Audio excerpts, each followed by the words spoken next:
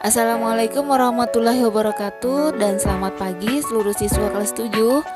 Ibu harapkan kalian hari ini semangat semua ya untuk mengikuti pembelajaran IPA melalui video pembelajaran yang Ibu buat untuk kalian. Mudah-mudahan kalian bisa memahaminya ya. Silahkan kalian simak materi hari ini tentang pemanasan global, lanjutan materi kemarin tentang pencemaran lingkungan. Seperti biasa, tujuan pembelajarannya kita akan nanti mempelajari tentang efek rumah kaca, kemudian pengertian pemanasan global, penyebab terjadinya pemanasan global, dampak dan usaha kita untuk mengurangi terjadinya pemanasan global. Sebelumnya Ibu minta kalian perhatikan ya. Nah, pernahkah kamu mengamati perubahan musim yang terjadi akhir-akhir ini? Biasanya bulan Mei hingga bulan September di Indonesia berlangsung musim kemarau ya, dan bulan Oktober hingga bulan April berlangsung musim penghujan. Tetapi kita perhatikan beberapa tahun terakhir ini perubahan musim di negara kita tidak dapat diprediksi, tidak bisa kita sesuaikan lagi. Terkadang bulan Mei di Indonesia masih turun hujan dan di bulan November masih berlangsung musim kemarau. Perubahan-perubahan musim ini juga tidak hanya terjadi di Indonesia, tetapi juga di negara-negara lain di dunia. Pernahkah kalian mendengar berita atau pernah baca berita ya? Turun salju di negara Arab. Padahal di negara Arab itu daerah gurun ya, daerah kering, tapi bisa turun salju. Kemudian di daerah Tiongkok pada saat musim salju, tapi matahari bisa muncul di daerah tersebut. Ini adalah fenomena-fenomena alam yang terjadi pada bumi. Ternyata peristiwa-peristiwa tersebut atau fenomena yang terjadi tadi berkaitan erat dengan perubahan iklim di dunia. Perubahan iklim tersebut terjadi karena adanya perubahan lingkungan. Tidak dapat dipungkiri lagi bahwa perubahan lingkungan terjadi sebagai akibat dari aktivitas atau kegiatan manusia. Selanjutnya, kita akan mempelajari terlebih dahulu tentang efek rumah kaca. Pada gambar tampilan yang Ibu sajikan ini adalah proses terjadinya efek rumah kaca, yaitu ketika radiasi sinar matahari mengenai permukaan bumi, maka akan menyebabkan bumi menjadi panas. Radiasi panas bumi akan dipancarkan lagi ke atmosfer. Panas yang kembali dipantulkan oleh bumi terhalang oleh polutan atau zat-zat pencemar udara sehingga terperangkap dan dipantulkan kembali ke bumi. Proses ini akan menahan beberapa panas yang terperangkap, kemudian menyebabkan suhu bumi meningkat. Saat ini semakin tingginya polusi udara menyebabkan efek rumah kaca berubah. Kita pernah mendengar tentang efek rumah kaca ya. Sebenarnya apakah efek rumah kaca tersebut? Dari proses terjadinya yang tadi Ibu jelaskan, kita bisa menyimpulkan bahwa efek rumah kaca ini adalah suatu istilah ya tentang proses pemanasan alami yang terjadi ketika gas-gas rumah kaca di atmosfer bumi memerangkap radiasi panas dari bumi. Nah, apakah efek rumah kaca menguntungkan atau merugikan bagi kehidupan manusia? Setelah kalian simak proses terjadinya, tentu kalian bisa menyimpulkan ya.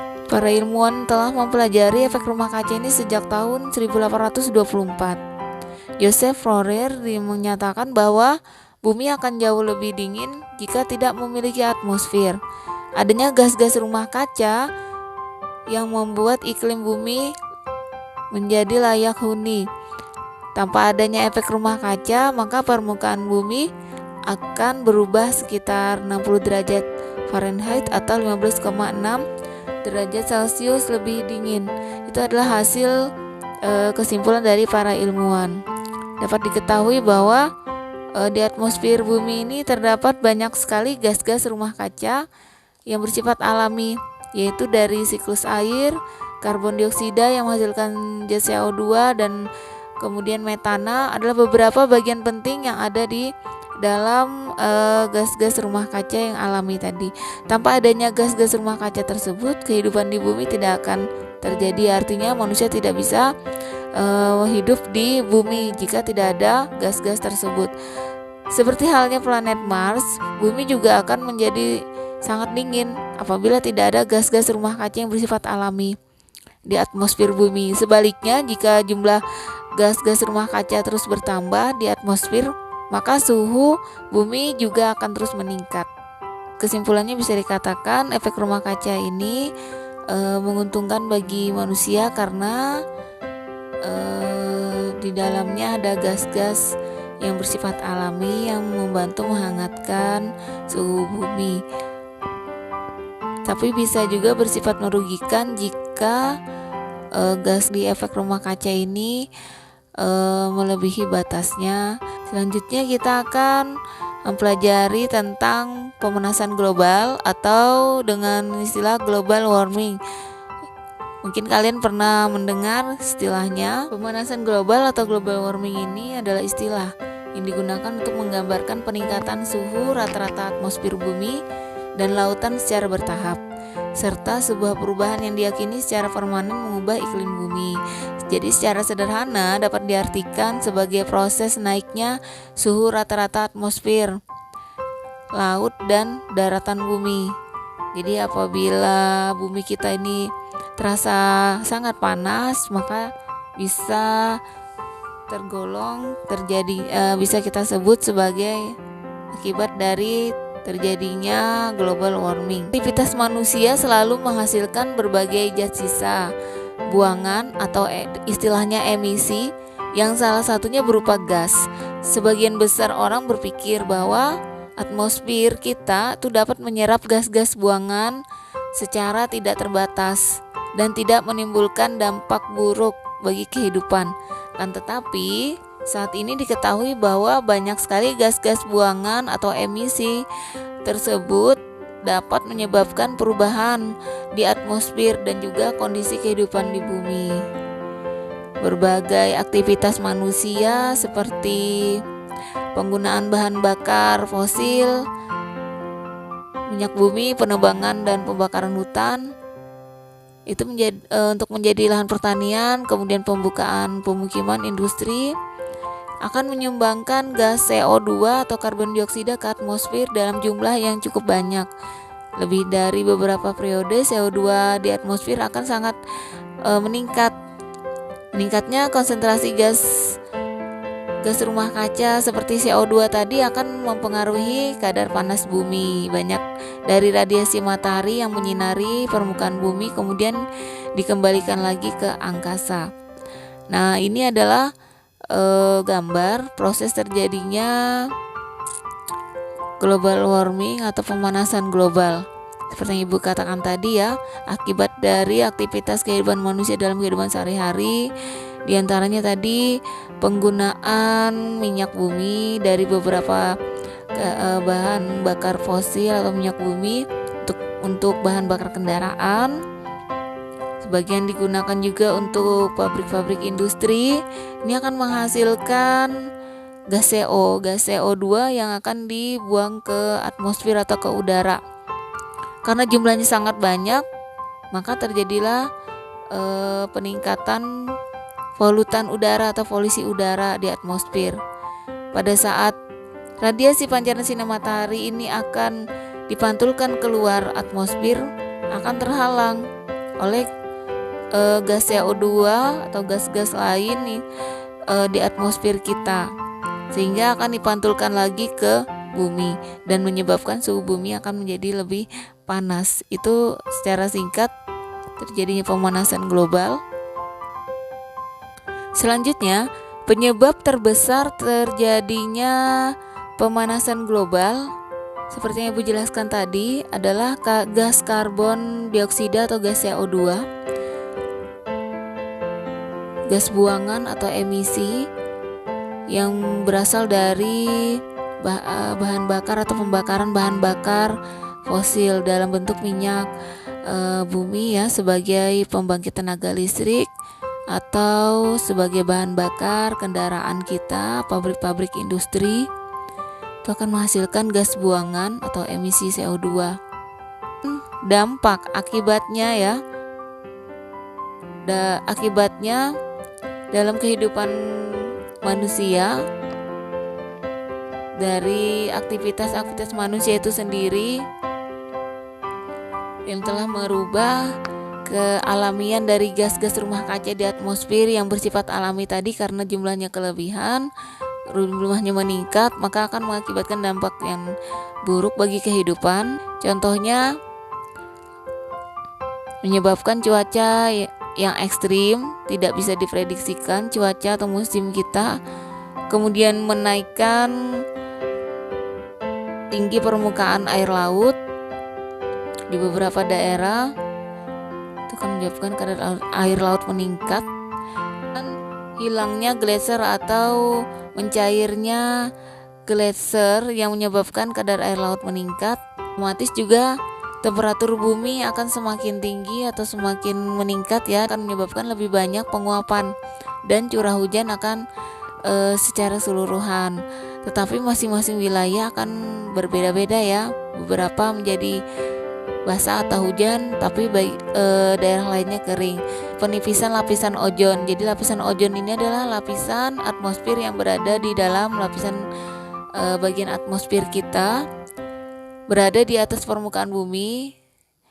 Lapisan inilah yang melindungi bumi dari bahaya radiasi sinar ultraviolet, sinar UV dari matahari. Berdasarkan pengalaman satelit, diketahui bahwa lapisan ozon secara perlahan-lahan sudah mengalami penipisan sejak pertengahan tahun 1970 akibat dari efek rumah kaca dari sisa-sisa gas buangan ke atmosfer. Kemudian bagaimana usaha kita untuk menanggulangi atau mengurangi terjadinya pemanasan global? Hal yang sederhana yang bisa kita lakukan untuk mengatasi terjadinya global warming, kita bisa melakukan penanaman banyak pohon atau reboisasi, kemudian bepergian atau naik kendaraan yang ramah lingkungan, gunakan alat elektronik yang hemat energi, kemudian kurangi penggunaan AC dan lemari pendingin, karena tadi Ibu jelaskan di dalamnya itu, di dalam alat-alat rumah tangga tersebut terdapat gas-gas yang bisa menyebabkan lapisan ozon kita menjadi berkurang. Kemudian daur ulang sampah organik, pisahkan antara sampah kertas, sampah plastik, dan kaleng agar dapat didaur ulang. Selanjutnya kita bisa menggunakan energi yang terbarukan, mengurangi penggunaan batu bara, bahan-bahan bakar minyak organik lainnya. Kemudian meningkatkan efisiensi bahan bakar kendaraan, mengurangi deforestation atau penebangan liar, karena tadi sudah Ibu jelaskan juga akibat dari penebangan liar, pembakaran hutan itu akan menghasilkan gas-gas CO2. Kemudian mengurangi penggunaan pupuk, karena di dalamnya juga mengandung Ibu ulangi ya, mengurangi penggunaan produk-produk atau alat-alat rumah tangga yang banyak mengandung gas CFC tadi. Misalkan menggunakan produk rumah tangga yang ramah lingkungan. Kemudian tadi melakukan kegiatan penghijauan. Ibu harapkan kalian paham dari beberapa penjelasan Ibu mengenai efek rumah kaca dan pemanasan global pada hari ini. Ini ada sedikit tugas proyek ya. Kembali kalian kerjakan secara berkelompok saja. Waktu yang Ibu berikan cukup lama, tidak dikumpul sekarang, tapi dikumpul pada pertemuan selanjutnya. Dikasih waktu 1 minggu. Kalian coba buat poster yang sederhana.